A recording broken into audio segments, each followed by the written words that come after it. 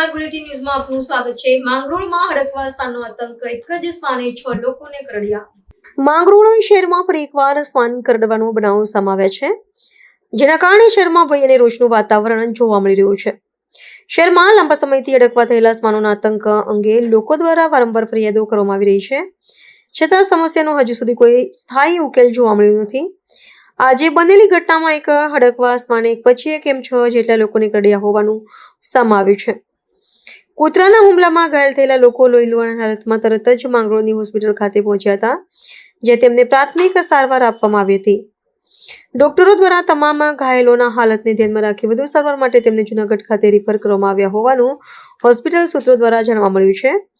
ઉલ્લેખનીય છે કે માંગરોળ શહેરમાં હડકવા થયેલા શ્વાનો જ્યાં રસ્તાઓ અને ગલીઓમાં ફરી રહ્યા હોવાની ફરિયાદો લાંબા સમયથી ઉઠતી રહી છે। નગરપાલિકા સહિત સંબંધિત કચેરીઓમાં અનેક વખત રજૂઆતો કરવામાં આવી હોવા છતાં હજુ સુધી અસરકારક કાર્યવાહી ન થતાં સ્થાનિક લોકોમાં ભારે રોષ જોવા મળી રહ્યો છે। હવે મહત્વનો પ્રશ્ન એ ઊભો થયો છે કે શું પ્રશાસન આ સમસ્યાનો કાયમી ઉકેલ લાવશે કે પછી આવી દુર્ઘટનાઓ ફરી બનતી રહેશે। મારું નામ સૈયદ સજ્જાદ મકસૂદ મેં છે। સૈયદવાડામાં રહું છું, જુનાગઢ માંગરોળ તાલુકો, બરાબર।